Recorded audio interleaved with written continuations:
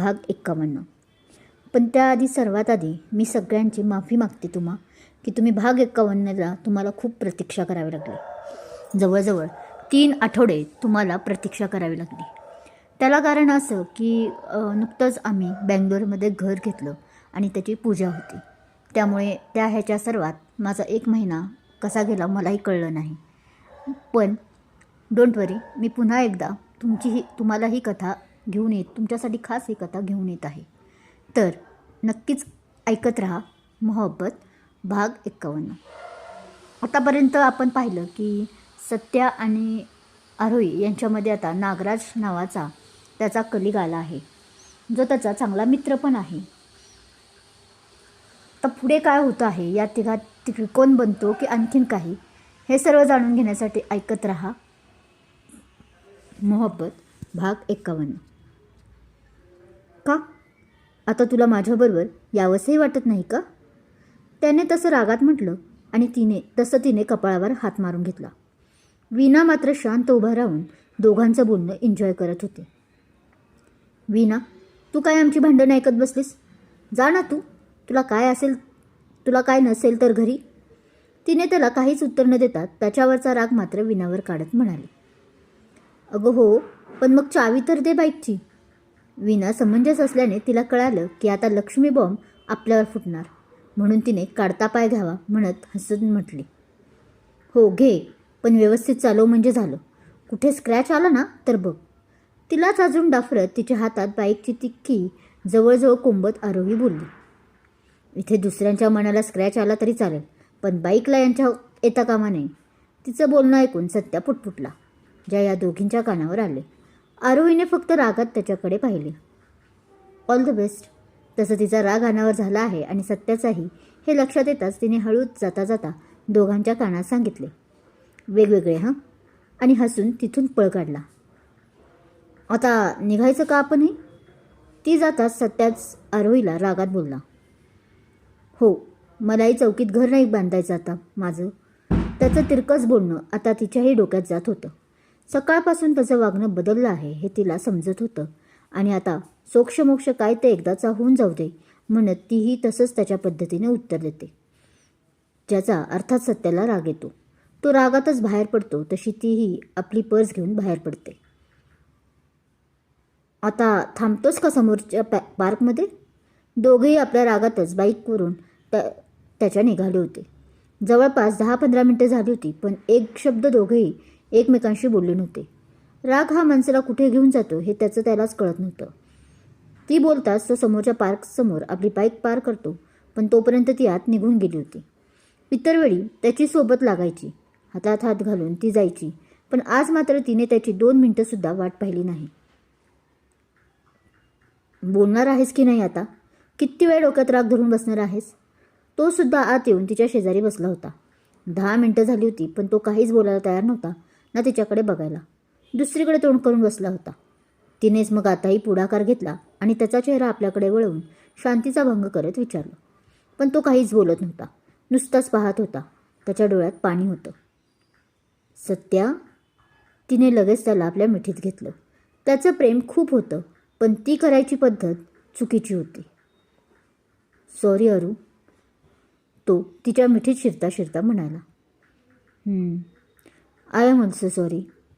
तिने त्याच्या केसातून हात फिरवत म्हटलं आणि आपली मिठी अजून घट्ट केली. तू कशाला म्हणतेस सॉरी? तुझी काही नाही चूक. मी चुकाच तुझ्याशी असं वागत आहे, त्याने मिठीतून दूर स्वतःला करत म्हटलं. इट्स ओके सत्या, पण का असं वागत आहेस? अशी कोणती चूक केली आहे ते तरी सांग मला.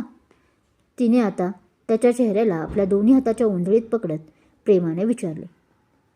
मी सांगतो तुला, पण प्लीज अर्थाचा अनर्थ करू नकोस. मला समजून घेशील ना? त्यानेही तितक्याच प्रेमाने तिला विचारलं. अर्थात हो, माझंही तुझ्यावर सत्या तितकंच प्रेम आहे. मी जरी सारखं सारखं तुला सांगत नसले तरी, तिनेही हळवी होत म्हटलं. हो, मला माहीत आहे, पण त्याआधी मला तू एक प्रॉमिस कर. त्याने आता भाऊक होत म्हटलं. काय? पण तिला कळेनाच की ह्याला काय नक्की हवं आहे. नेहमी त्याने न सांगताही सर्व त्याचं समजून घेणारी आरोही आज मात्र कमी पडत होती असं तिला वाटू लागलं होतं. कर ना आधी प्रॉमिस. तो मात्र हट्टी. ओके बाबा, प्रॉमिस. तीही मग जास्त न ताणता त्याच्या हातात आपला हात देत हसून म्हणते, आता तर खुश ना? आणि प्रॉमिस या गोष्टीसाठी की तू यापुढे मला सोडून तर नाही जाणारच, पण असं कधी बोलणारही नाही. कबूल? त्याने स्वतःच्या मनावर ताबा ठेवत म्हटले. काय हे सत्या, एवढ्यासाठी वचन घेतोस? इतकाही माझ्यावर विश्वास नाही का आता राहिला? तिने तसं त्याला दटावत म्हटलं. तिला कधीच वाटलं नव्हतं की तो अशा गोष्टींसाठीही तिला वचन वगैरे कधी मागेल. तसं नाही गं, विश्वास तुझ्यावर तो आहे, माझ्यापेक्षाही जास्त. पण माझा स्वभाव असा पाहता मला भीती वाटते आता. आणि त्यात तू बोललीस सुद्धा आज. त्याने गाल फुगवत म्हटलं. अरे ते चुकून गेलं आणि मी तुला समजावून सांगत होते. ती मात्र शर्थीचे प्रयत्न करत होती आपली बाजू मांडताना. माझ्या मनात तसं काहीच नाही. विश्वास ठेव माझ्यावर.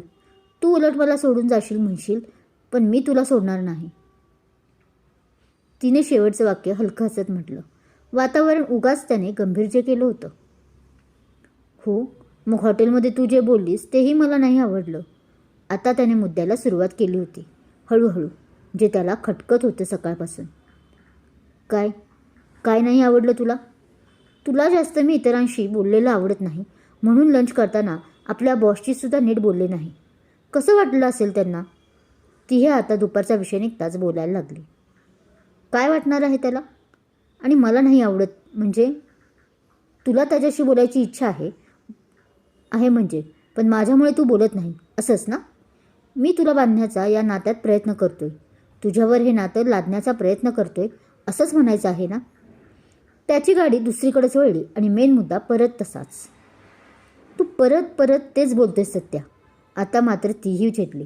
किती वेळ ती त्याचे ते बिनबुडाचे आरोप ऐकून घेणार होती ती. शेवटी तिचाही राग अनावर होत होता. दुसरं कुणी असतं आणि तिच्यावर असले भलते सलते आरोप करत असत तर तुला समजायचे ते समज असं म्हणून ती निघूनही गेली असती, कदाचित त्या दुसऱ्या माणसाच्या आयुष्यातूनही. पण इथे तर तिचं आयुष्यच तर तिच्यावर नाही ते आरोप लावत होतं. कारण नसताना कटघरात उभा करत होतं जे तिला सहन होत नव्हतं. तुला जे बोलायचं आहे ते आता स्पष्टच बोल. उगाच फालतू आरोप मी सहन नाही करू शकणार सत्या. तिने सुनावले. तू माझ्याशी अशा पद्धतीने का बोलत आहेस? त्यानेही रागात आता म्हटलं. ठीक आहे, सांगतो सर्व माझ्या मनातले. तोही आता खवळून म्हणाला. हो, आज काय ते बोलूनच टाक. पण हो, एकदा आज सर्व क्लिअर केल्यावर परत हेच डोक्यात घेऊन बसायचं नाही. आणि काहीही मनात आलं तर आधी त्या गोष्टीची खात्री करायची आणि मगच माझ्याशी वाद घालत बसायची. तीही आता त्याला सुनावते. म्हणजे तुला काय म्हणायचं आहे?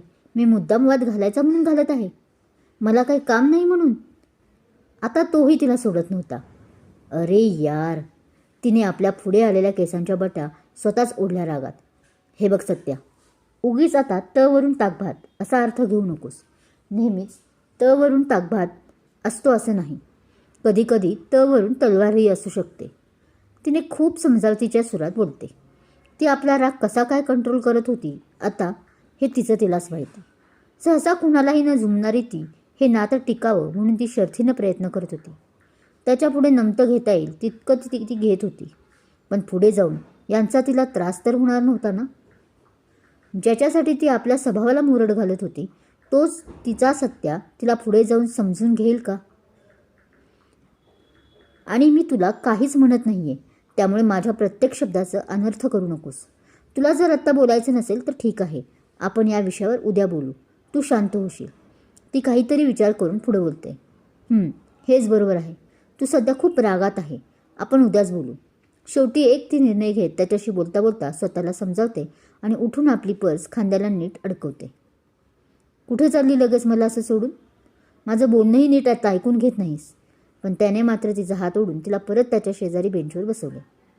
सत्या, तिला हर्ट झालं तसं ती चिडून बोलली. सॉरी, पण प्लीज आपण आजच बोलूया त्या विषयावर. मला रात्री नाहीतर झोप लागणार नाही. तो अगदी विनंती रूपात अर्जव करत म्हणाला. आणि मला तर लगेच लागणार आहे. ती हळूच पुटपुटली. ओके, बोल. पण परत तिनेच त्याला परवानगी दिली तसं त्याने एक दीर्घ श्वास घेतला. हे बघ, मला तुझं इतरांशी असलेल्या नात्यांशी काहीच प्रॉब्लेम नाही. असं जर मी म्हणालो तर ही माझी वैयक्तिक फसवणूक होईल, जे मला आता नाही करून घ्यायची. माझा स्वभावच रुपालीनंतर बनत गेला आहे असा. माझ्या आईच्या बाबत ही मी इतकाच पॉझिटिव्ह आहे. मला नाही आवडत जी माझी माणसे आहेत, ज्याला मी माझं मानतो, त्यांनी दुसऱ्यांना महत्त्व दिलेले. तो बोलतो, पण तिच्या चेहऱ्यावर आता कसलेच एक्सप्रेशन नव्हते. तो तिच्याकडे ती काहीतरी बोलेल या भावनेने पाहत होता, पण ती मात्र शांत होती. तू काही बोलत का नाहीस? पण ती शांत आहे याचाही त्याला आता त्रास होत होता. तसं तो न राहून म्हणाला, काय बोलू यावर सत्या, जे मला ऑलरेडी माहीत आहे आणि म्हणूनच मी जास्त कुणाशी बोलतही नाही. पण तू तर म्हणतोयस की तू ज्यांच्या ज्यांच्या करीब जातो त्यांच्याबद्दल तुला सेम भावना आहेत, ज्या माझ्याबद्दल तुला वाटतात. इट्स ओके, तू माणूस आहे आणि अशा भावना जनरली तूच काय पण सर्वांच्याच मनात असतात. पण सर्वच लोक वेगवेगळ्या विचारांची असू शकतात ना. त्यांच्याही प्रती तुझ्याबद्दल काही भावना असतात, तसं इतरांसाठीही असू शकतात ना. आता सपोज आईला जे प्रेम माया वाटते तुझ्याबद्दल, तेच उद्या जाऊन माझ्याबद्दलही वाटणार ना. रादर आत्ता वाटतेच ना. मग तू असंच आईंवर किंवा माझ्यावर दरवेळी रागवत बसणार आहेस का? तिला त्याला कसं समजावं हेच कळत नव्हतं. तिचंही वय खूप होतं, अशातला प्रकार नव्हता ना. आत्ता कुठे तीही 23-24 वर्षांची होती. आत्ता तर ती खऱ्या आयुष्यात जगायला लागली होती. हो, मला समजत आहे तुला नक्की काय म्हणायचं आहे, पण हा माझा स्वभाव आहे, त्याला तर मी काय करणार. तोही हतबल झाला होता. असं नाही की हे सर्व मी मुद्दाम करतोय ग. मला समजत आहे सत्या. मी म्हणतही नाही की स्वभाव बदल, त्यात तसं पाहिलं तर काहीच चुकीचं नाही. पण जरा समोरच्या माणसांवर, आपल्या माणसांवर तू त्यांना आपलं मानतो असं मी चालून बोलत आहे. त्यांच्यावर विश्वास तर ठेव. त्यांना विश्वासही तसाच दे की तूही फक्त त्यांचाच आहे. ती आपल्या वयापेक्षा जरा मोठी होऊनच बोलत होती, पण तिला तरी ही सिच्युएशन कशी हँडल करावी समजत नव्हतं. आय नो सत्या, आज तू माझ्यावर का रागवला एवढा. ती पुढे बोलते व मध्येच एक छोटासा पॉज घेऊन. खरं तर तू माझ्यावर नाही, आपल्या सरांवर चिडला होता. त्यांची नजर तुला कुठेतरी बोचत होती. माझ्याकडे कुणी पाहूच नाही, एक तू सोडला तर, असा तुझा कायम हट्ट असतो. पण असं कसं चालेल बाळ. आता ती बोलता बोलता त्याच्या खूप जवळ जाऊन त्याच्या गालाला प्रेमाने हात लावत म्हणते, तुला जशी मी आवडते तसं सगळ्यांना नाही, पण काही प्रमाणात इतर लोकांनाही मी आवडणार. पण यात माझा दोष कुठे आहे ते सांग. जितकं शक्य आहे तितकं मी अशा लोकांपासून दूर राहण्याचा प्रयत्न करू शकते. मी अवॉइडही करते अशा लोकांना, पण मी त्यांचे डोळे छाटू शकत नाही ना त्यांना तसा जाब विचारत बसू शकते प्रत्येक वेळी. यांना फक्त माझ्या हातात इग्नोर करणं एवढंच आहे. मी आज सरांशी जास्त बोलले नाही हे तुलाही चांगलं माहीत आहे, पण मी ते तुझ्यासाठी नाही, तुला आवडत नाही म्हणून नाही, तर अशा गोष्टी मला स्वतःलाही पटत नाही म्हणून. जितकं तुझं माझ्यावर प्रेम आहे तितकंच माझंही आहे. ती एवढं सगळं बोलून थांबते, कारण त्याला आपल्याला काय सांगायचं आहे ते कळते की नाही हेच त्याच्या त्या गोल चेहऱ्यावर दिसत नव्हतं. त्यामुळे ती आपली शांत बसली. हे बघ, मी एकच सांगते, तेही शेवटचं. शेवटी परत तीच बोलायला लागते.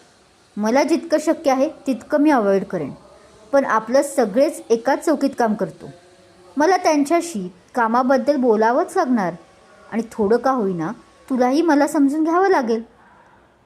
बघ जमतंय का. नाहीतर. ती एवढं बोलून शांत बसली. नाहीतर काय. काय आरोही, बोल ना. नाहीतर काय. तो आता परत तिचं ते वाक्य ऐकून ॲग्रेसिव्ह झाला. त्याने तिच्या दोन्ही खांद्याला घट्ट पकडून विचारू लागला, आपण थोडा पॉज घेऊया सत्या नात्याला. तिने एक सुस्कारा टोकत इच्छा नसतानाही म्हटलं. तसा तो मनातून हलला, मागे सरला. त्याने तिच्या खांद्यालाही हिसका दिला, ज्यामुळे तिला थोडं पेन झालं, पण ती काहीच बोलली नाही. त्याचं मन मात्र हादरून गेलं. तो तसाच त्या बेंचवर बसला. इतका वेळ तो नुसतं तिने मी तुला सोडून जाणार नाही या वाक्यावर इतका वेळ घालत होता, पण आता तिने डायरेक्ट आपण थांबूयात इथेच असं म्हटलं होतं. आता तर तो जास्त पॅनिक झाला होता. म्हणजे तुला हे नातं तोडायचं आहे तर. त्याने तिच्याकडे न बघता नजर जमिनीवर स्थिर करत विचारलं. त्याला आपल्या डोळ्यातील पाणी तिला दाखवायचं नव्हतं. सत्या, प्लीज आता याचा अर्थाचा दुसरा अर्थ घेऊ नकोस. मी फक्त तुला आपण थोडं नात्यात थांबूयात म्हटलं. ती आता त्याच्यासमोर गुडघ्यावर बसत बोलली. पण त्याचा अर्थ सरळ सरळ हाच होतो ना की आपल्या नात्याचा विचार नाही करायचा म्हणजे? त्याने परत निराशजनक सुस्कारा सोडत म्हटलं. नाही, याचा अर्थ असा होत नाही. वाक्यात जसं व्याकरणात पूर्णविराम आणि स्वल्पविरामात फरक असतो तोच फरक आहे. तिने आता त्याला व्याकरणात समजावलं. म्हणजे तुला तरी कळत आहे का तुला नक्की काय हवं आहे ते? त्याने त्रासून विचारलं. हो राजा, मला समजते मी काय बोलत आहे. हे बघ, व्याकरणात जसं वाक्य संपलं म्हणजे ती गोष्टच संपली हे दाखवण्यासाठी आपण पूर्णविराम लावतो, म्हणजे तुझ्या भाषेत फुलस्टॉप लावतो. पण ते अजून पूर्ण नाही झालं कार्य हे दाखवण्यासाठी आपण स्वल्पविरामचा वापर करतो. ती त्याला आता ग्रामर शिकवत बसली. ओय ओय, 1 मिनिट थांबा मॅडम. पण तिचं ते सर्व लांब भाषण ऐकून तो अजूनच हायपर होत तिला हात दाखवत रागात म्हणाला. काय वाटते, ह्यांचं नातं पुढे कंटिन्यू करतील की मध्ये पॉज घेतील? सत्याचा हा स्वभाव तुम्हाला कसा वाटतो? आणि आरोहीचं त्याला समजावून घेणं आणि समजावून सांगणं तुम्हाला कसं वाटतं हे कमेंट करून नक्की सांगा. कथा आवडत असल्यास लाईक करा, कमेंट करा, शेअर करा. आणि हो, चॅनल अजून सबस्क्राईब केला नसेल तर सबस्क्राईब जरूर करा. थँक्यू.